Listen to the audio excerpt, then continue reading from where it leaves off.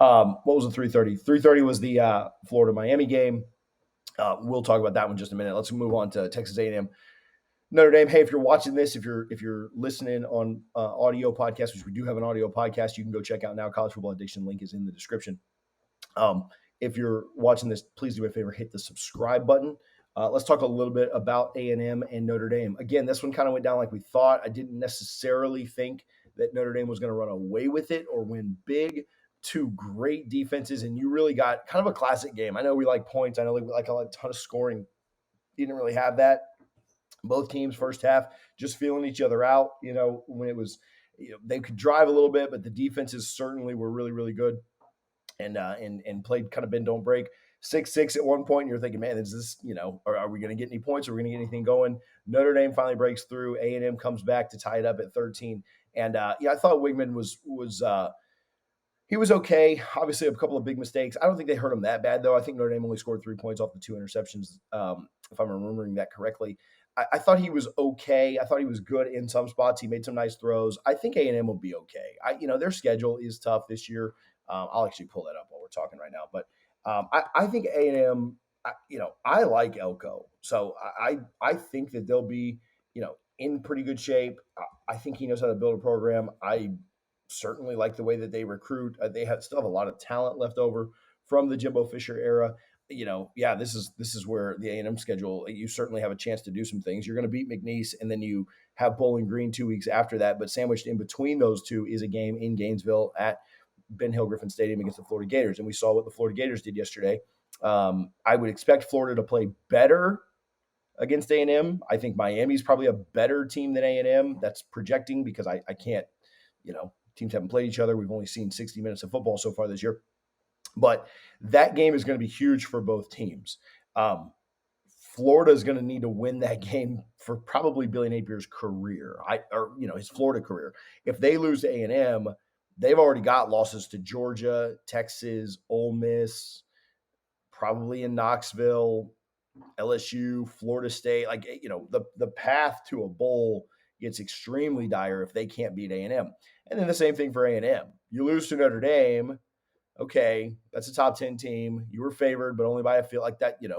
We'll forgive that first game of a new era. But then if you beat McNeese State, and nobody cares about McNeese for sure, and then you got to play at Florida. Florida thought of as a pretty bad team. I'd imagine that A&M's a favorite going to that game, but I think it's close. A&M -3, A&M -4, something like that.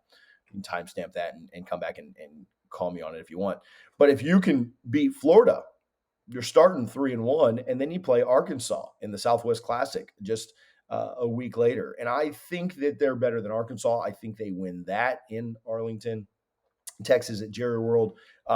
You get Missouri later. You have, it gets tough later with LSU, Auburn, Texas on this schedule. But it's pretty manageable if you're A&M, right? You took a loss now. You could theoretically win your next 4 games against McNeese, Florida, Bowling Green, and Arkansas. Get back to 4-1. I mean, the Missouri game, it's going to be a good offense versus a good defense. We'll see.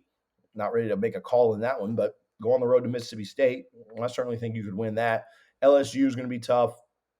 At South Carolina, A&M could certainly win that. New Mexico State, they could certainly win that. At Jordan Hare, that's a tough one. And then Texas to finish it. But at home, that's at Kyle Field.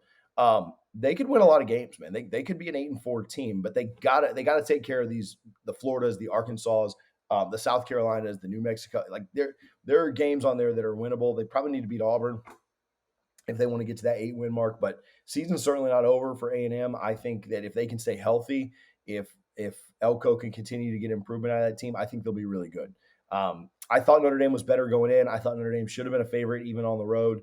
I thought Notre Dame played better. I thought Riley Leonard looked, certainly healthy. He was running really well. He looked really good. I don't know how many defenses Notre Dame's going to see that are as good as A&M's. In fact, we can look at their schedule real quick.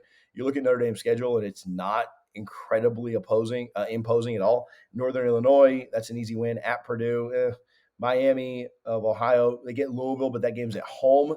They play Stanford, one of the worst teams in the Atlantic Coast Conference, as weird as that is. At Georgia Tech's an interesting one. Obviously, Georgia Tech with a big win against Florida State, but then didn't look great last night against Georgia State. Ended up winning going away. Obviously, the talent disparity there is pretty big. But Navy, that's an easy win. Florida State, we'll see again. That is at home, but we'll see what Florida State is. Virginia, terrible. Army, they'll win.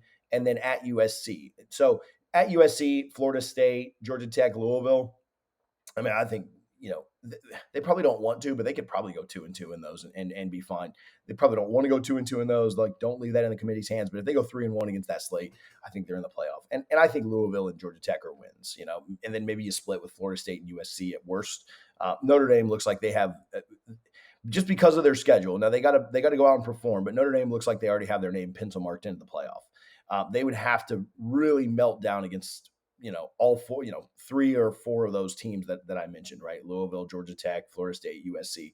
And I don't see that. I think that they've got advantages in all of those games. I think they're going to be favored in every game, maybe minus the USC game.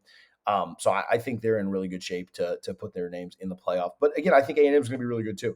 As far as the game, again, really impressive drive by Mike Elko, Riley Leonard, and that team late with about 5.5 minutes to go. They methodically held the ball, held the drive, and went and scored late. Now, did A&M let them score, or did it just kind of benefit A&M to let them score? I thought it was good that they scored right out of that 2-minute warning.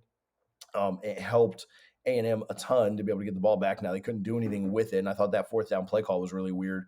They had been jumping routes for a lot of the night, and you just had a really nice run, so spreading them out and maybe run it again, or giving Wigman a run pass option might have been smart, but just to throw a slant to the outside, he didn't put enough zip on it, and then the DB jumped it, and that was the end of the game. They get the field goal late to win by 10, but I thought that it was really impressive for Notre Dame to go in there. A tough place to play. Like we joked with Joe about how tough that place was to play and this, that, and the other, but a tough place to play. A really good defense, 2 excellent defenses, and you saw Notre Dame come out on top. So thought they were impressive for sure.